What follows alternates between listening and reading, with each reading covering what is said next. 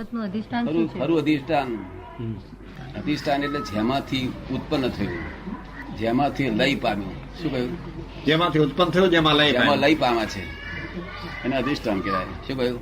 ઉત્પન્ન થવું, લય થવું, આ જે છે સ્વરૂપ છે ને શુદ્ધાત્મા. આપણી જે ત્રિપદી છે તે ઉપન્નેવા, ઉપન્નેવા, વિન્નેવા, ધ્રુવેવા. ના, એ જુદું પાછું.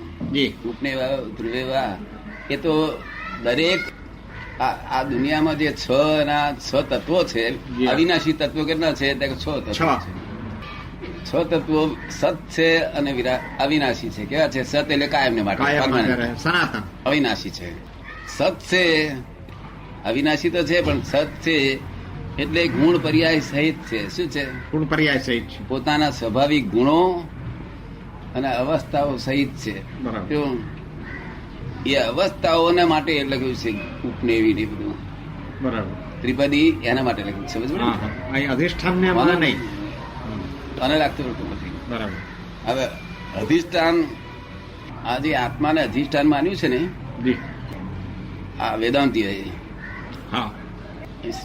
આ લોકોએ કહ્યું જ નથી આત્માનું અધિષ્ઠાન. શું કહ્યું?